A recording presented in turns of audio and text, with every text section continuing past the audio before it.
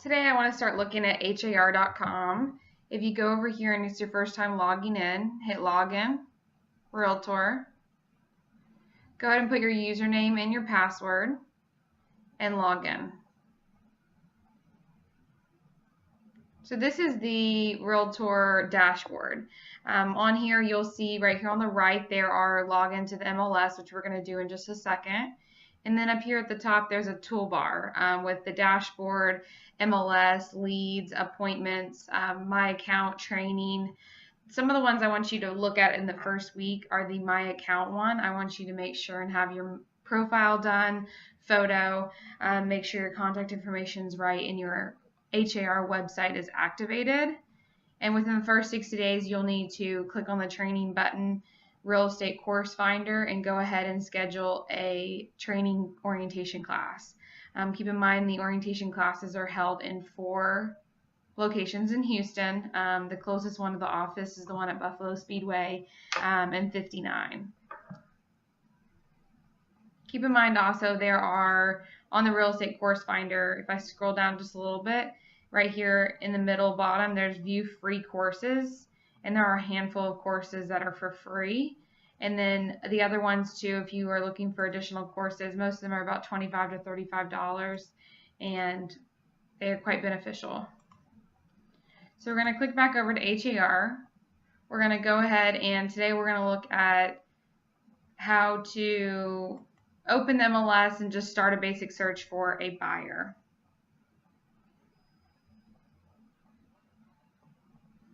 So you're going to go right up here on search and hover over it. Please make sure and wait till the search bar completely loads. Instead of it showing only 3 items, it should show about 8 or 10. There's the total right here that you see now. Once these all pop up, you can see there are single families, townhomes, multifamily, rentals, all. Just initially when you hit the button and you do the first search, it's going to run as single family. But keep in mind, if you are looking for a rental, you need to hit rental. If you're not sure what the address is, make sure and search all, and it'll search the whole database. So this is how my screen is set up. If you see right here, there's a map button. If I unclick it, this is how some of the agent's screen will first show up. I would highly suggest keeping the map view open at all times on the initial search. So right here on the left, where you see MLS number, status, list price, all of these is where we're going to change our criteria. So I want you guys just to get a real basic understanding of kind of where we're going to find things and just running a basic search. So if you see right now, the first 3 statuses show active, option pending, pending, continue to show, and these are automatically highlighted. When I'm first doing a buyer search, I want to unclick the first 2 and I want to run only active, and then I normally hit the button, just enter, but you can also just click off anywhere in the open space. So right now I'm running all of active in the city of Houston, but if you see right here at the top there are 21,000 matches. There's too many to map. So I'm going to go ahead and put in a zip code. So I'm going to just put the office zip code 77080 and I'm going to hit enter. At the moment, this is showing there are 92 active listings in 77080. Now, you guys can see how you're going to use this tool, and you can scroll down and see that there are a lot of different criteria. There's bedrooms, bathrooms, square footage, your built, property type, if it needs a garage, pool. There's quite a bit of things you can add if you're looking for a foreclosure. Right now, I'm going to keep it pretty basic, but if you have questions, let me know. So I'm going to go up to the top and I'm just going to say, last thing I want to search is my buyer is looking for a 4-bedroom. So what I'm going to do is I'm going to put bedrooms number 4 on the minimum. If you can see right here on every one of the searches, the first one is a minimum and the other one's a maximum. If you actually click anywhere next to the criteria where it says between, there's a toggle that you can change the way it's worded. I normally do not mess with this, but if I wanted to, I could put bedrooms number is more than 4, but I just leave between and it still does the same search. Okay, so right now there are 30 matches, again, in 77080 that are 4 bedrooms and they're active. So if you guys see, you can hover over any of the properties and actually see a little bit more detail, and then there are a bunch of quick links. So these quick links, if you hover over slowly, you can see what they're actually representing. Normally what I do though is once I have a good number of properties, I go ahead and I go up to the top right here. Next to criteria is the button results. And if you see, the second fast forward button is details. This is what we're going to be looking at today. So results. Right here it gives us a grid of all the properties that we just had on the previous map. Remember, there's another map button here. I normally do not leave this one open, but it is there if you want it. Keep in mind, now we have a grid that we can compare. Any of the ones with the purple arrow down means the price is dropped. And right here, DOM, D-O-M, means days on market. Keep in mind that this is agent-only information. The public does not have access to it, so the agents will actually have to give that information for days on market and actual price decreases and what it has previously sold for. So let's say right now I want to go ahead and say I want to look through the pictures, or I want to look at more details. I can click on individual MLS numbers right here, or I can go ahead and just have it map individually on clicking on the link to the address. What I want to do though is I want to hit details. And right here at the top, if you see, it says 1 of 30. On the previous page, if I had clicked any of these buttons right here, these check marks, however many I clicked, and if I hit details, it'd only show me that many on the next page. Because I had them all unchecked, it's the same thing as having them checked. So I'm going to hit details, and here's my agent one page report. So this is pretty familiar to most agents. They've seen it as the buyer report. Keep in mind the agent report has this right here, days on market. And also it has agent remarks right here. Please text this number for all showings, for example. I do want to show you guys right here on the left side is a toolbar. This toolbar was represented the same things as the quick links did on the first page, but they're a little bit easier. So I normally come to this page. For example, this attachment right here, it shows 0, but I'm going to show you this is where the seller's disclosure is located. So I'm going to click on next right here. And here, this one right here on Calling Woods does have an attachment. So when I click on attachment, it's going to show me right down here that this PDF is a seller's disclosure notice. Most of the times attachments are seller's disclosure notice, maybe a survey. If it's a specific, they want specific offer criteria, they'll include that also in a PDF. So once we have the seller's disclosure notice, if your client is interested in offering on a property, what you need to do is you need to go ahead and send this over to them, and when they are offering, go ahead and have it printed out or e-sign it over to the buyers that you can actually submit with the offer, and it just makes it that much more complete. Okay, so there's a seller's disclosure notice. On here, remember, you can view all images. If you click on days on market right here or list price, you're going to see that those are actually linked. There's a line underneath them. What that shows is a property archive report. I normally suggest coming right over here, and you're going to see the PAR report on the left side. And again, if you're on the mobile MLS, there is also a PAR report on there too. So I'm going to click on PAR report. And sometimes HAR will do this. Just a second. PAR report one more time. So here's the archive report for this property. I'll click on another one too, but what it shows is the history of this property since it's been on the MLS. So for example, this one came on and has no previous history on the MLS as a rental or a sale comp, and it's been listed for 83 days on market, and it has not dropped in price. I'm going to click on another one and see if it has any details in the PAR report.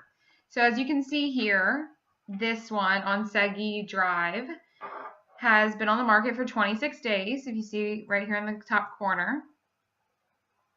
It was originally listed at $244,900 as of January 8th, 2016. On January 27th, though, they did have a price decrease after 19 days on market. So this is information that you will share with your buyers when they are ready to submit an offer.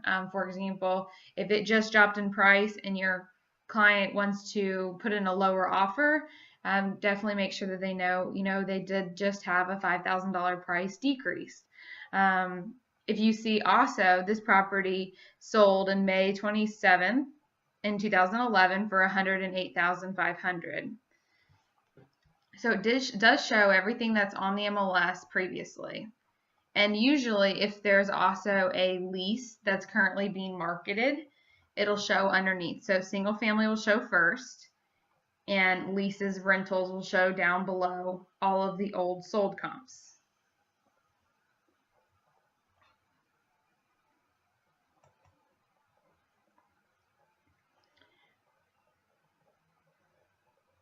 Now I want to show you guys real quick that when you're ready to go take a buyer out and you need to print them pages, let's say that they said of these 15 or 30 properties, they really want to only see 5 of them. What I would suggest is right here on the corner, you can print different reports. If you see my drop down, and this is on the previous screen as well, there's an agent full report, agent one page short, and then there's about 5 buyer reports. Depending on what the client kind of wants, you can include the different reports. I normally say I would include the buyer full report or the buyer half report. Let me show you, for example, what the buyer half report has. This one has a decent amount of information where most people are going to be looking for the information on the top half, which is also on the short report, which is like lot size, square footage, year built, price. And then it does have the bedroom sizes on this one and a couple other details, and taxes. And taxes is a big question with buyers. So this is a good report to print out for your buyers. If I go back over to results, let's say that my client was not very picky and didn't really know yet what they wanted or price range and said, I want you to email me everything that's active in Spring Branch that's a 4-bedroom and that's in that 080 zip code. So this is where, at this point, I could select all or I could leave them unselected. Right here on email or print, if I hit the button email, if you can see right here, it says, do I want to send a single record, which is a single address, or do I want to send all visible records? Or if I had selected, let's say, 10 of them to pick for my client, I would select this button. It also lets us say what reports we want to be included. As a general guideline, I would say I personally include the buyer full report, the gallery photo report, and if you're doing this on a PC, make sure and just hold Control down when you're clicking on other buttons so it lets you select multiple at the same time. I believe if you're on an Apple product, it's going to be Command. So the 3 reports, buyer full report, gallery photo report, and then also I like to usually include the public map view.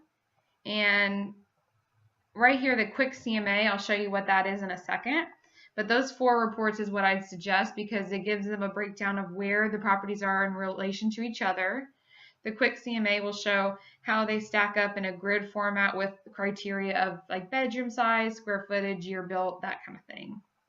And then of course, the full report and the photos will show the details that they see on the MLS. So right here, it's going to send email. You're going to, if you have a contact already in here, you can find it through there with hitting 2. I normally just copy paste it though. And then put a subject and go ahead and write a message. You can CC yourself on here as well. The quick CMA, public map view, gallery photo, and buyer full. Again, the buyers will click on these individually, and I'll show you real quick what the quick CMA looks like. So I like this for comparison purposes. So it shows how everything stacks up. Does it have a pool? How many days on the market has it been? And what year built it was. And then when I'm ready, I can go ahead and hit send. And this will send my client a copy of everything that I just found.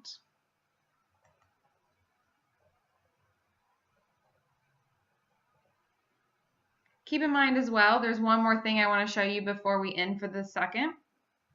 I'm going to go ahead and hit criteria. And let's say that I want to make sure, and every single day I just want to be able to open back up my computer and come up to this exact search. If I hit save search right here at the top, it's going to allow me to automatically save everything that we just did. And when I come back to it, I can open up this specific search, which would, for example, this would be a 4-bedroom. And then I can put Spring Branch, or since this was a specific zip code, I'll put 77080, and this was active on the market. Search description, you can put something else there as well, and I can hit save.